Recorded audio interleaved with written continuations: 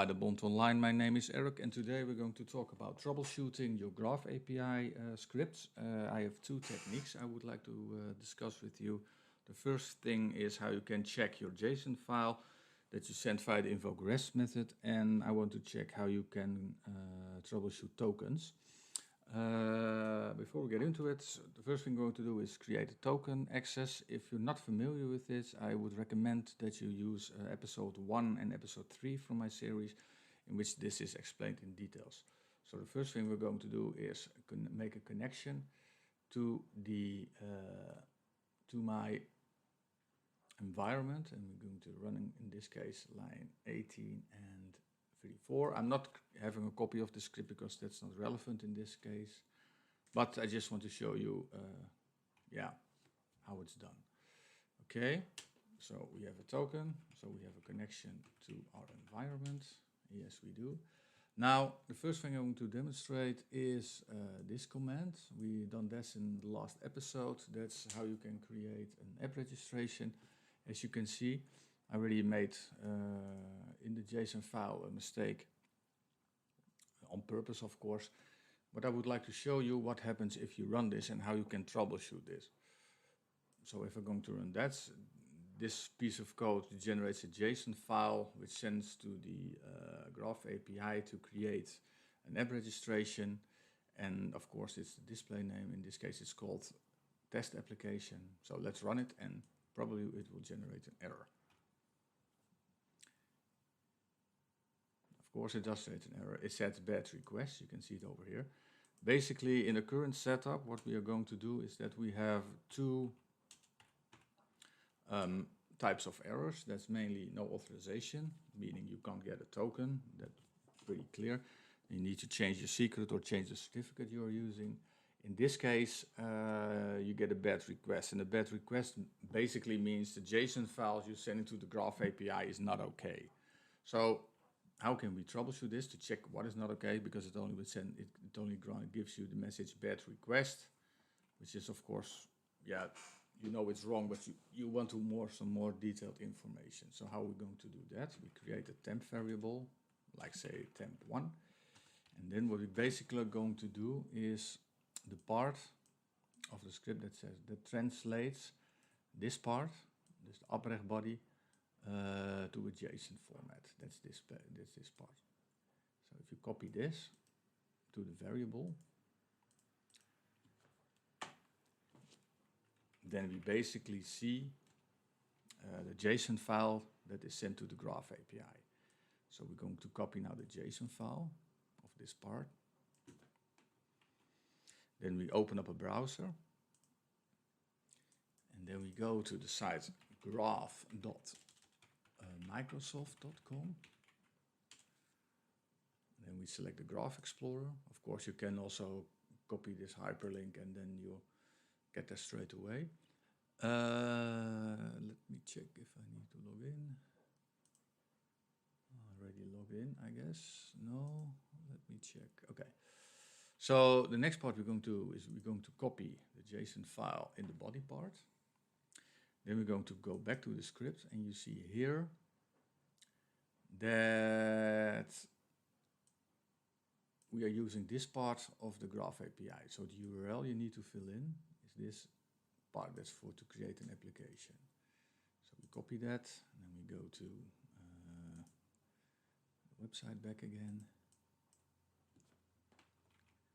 And you also can see here in the script that's a post command. That's you need to create something, and that's you can also check that over here. See, the method is post. So we go back to the browser again. We select post. So basically, what we now do is we do exactly the same thing as our script does. So let's see what happens if we run this.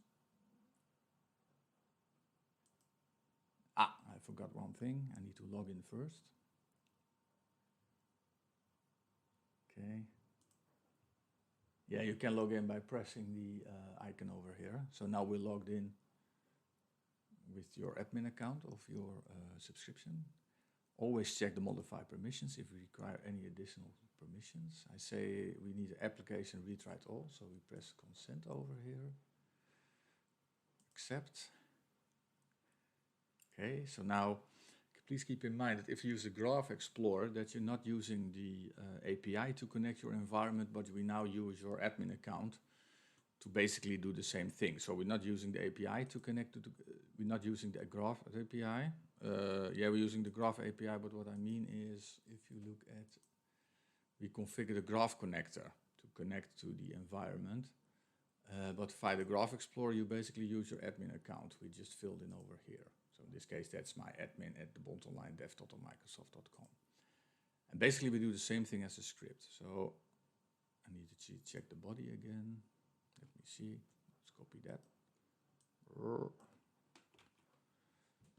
We do basically do the same thing as this part of the script. So you have a body that's converted to a JSON file, and that is sent via to this URL via the invoke REST method. So let's go back to the browser, copy the body again. And as you run the query now, you get the error. And of course, this is a bad request. But if you look at the script, you get a bad request. But in this case, you get a message which has some valuable information. Like, for example, a value is required for the property display name of the resource application. And you see here, I made a typo. On purpose, of course. But you know there's something wrong with the property. So in this case, if I remove this, and then I can run the query again. You can also change it in the script, of course. And then we're going to run the query again, and then it should run without any errors.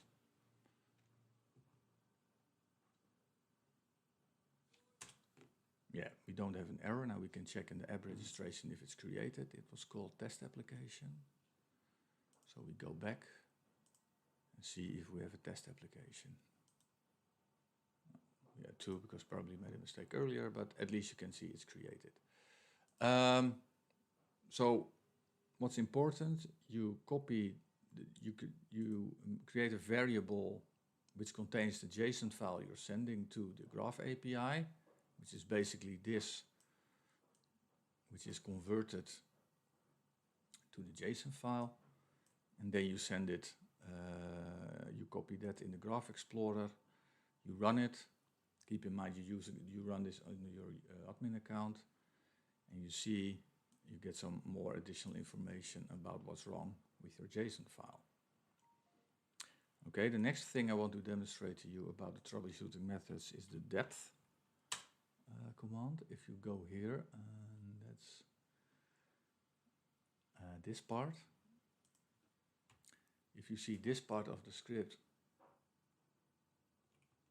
you see that sometimes the depth option is used, and I would like to demonstrate to you the effects that if this value is too low, what your JSON file looks like. So let's run this part, and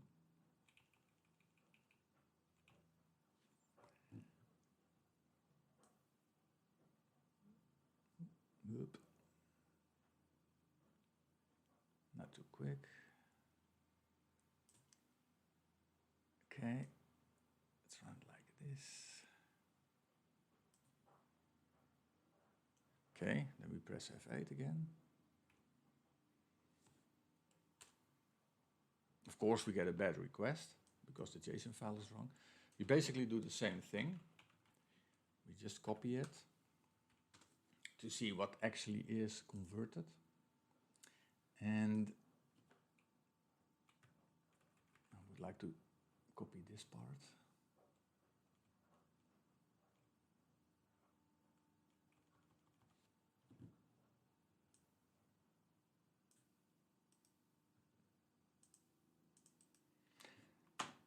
So when we put this in a separate variable, we can see what JSON file we are sending to the Graph API.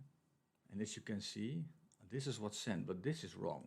So you see system collection hash table. Basically, this means your depth value for the conversion is too low.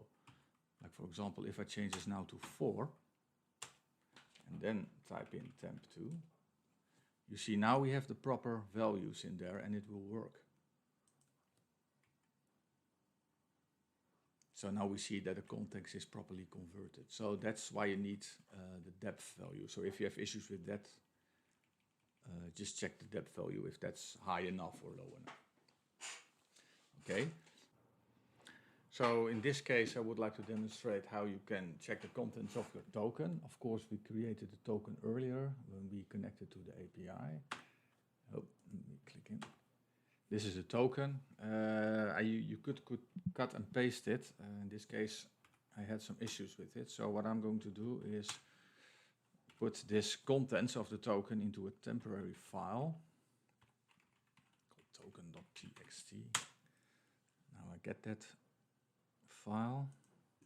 I'll get the contents of it. I see it over here. Just press Ctrl A, copy it. Then you go to the following website. Not that one, this one. And that's called HTTPS, of course. And then gwt.ms. You paste the contents in it. And as you can see, already see that's a decoded token. And you can also see some additional information here. And if you look at the claims tab, you can get the details. So you can see here it's connected to the graphapi.com, the expiration, the app ID it's using, which corresponds, if you look at the,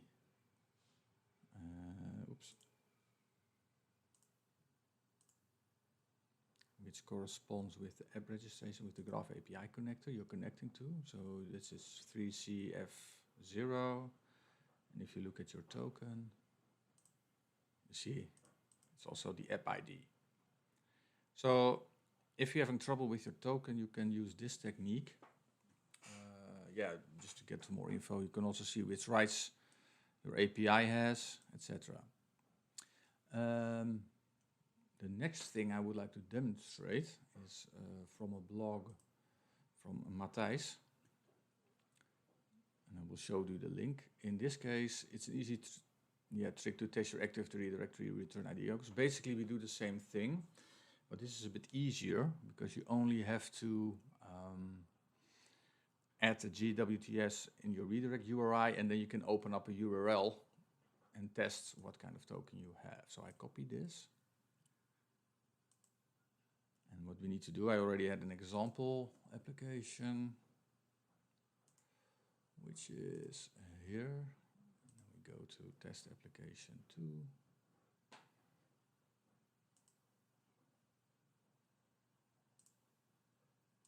App registration all. Test application 2.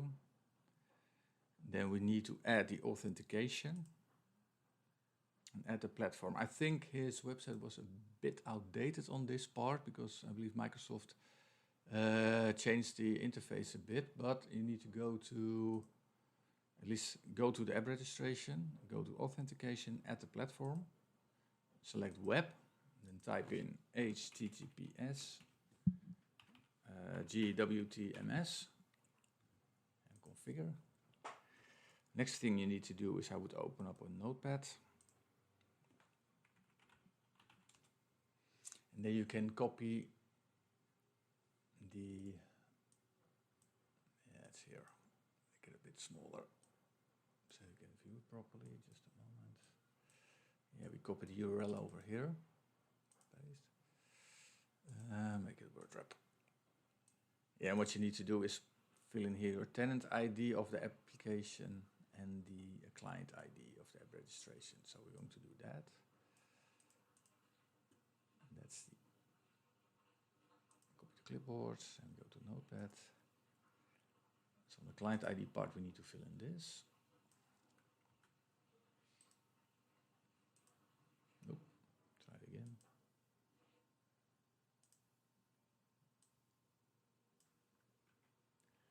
And select the tenant ID or directory ID over here. And we copy the whole string. Ctrl C. Then we go to open up a new web page. Type in this. Press accept. And what you see here is basically the same thing, but then from a different app registration. If you go to claims, you can also see here the audience, which is the API we are testing. Yeah, that should in this case be B4B. That's the application ID. You can also see how long your token is valid. It's just for 1 hour.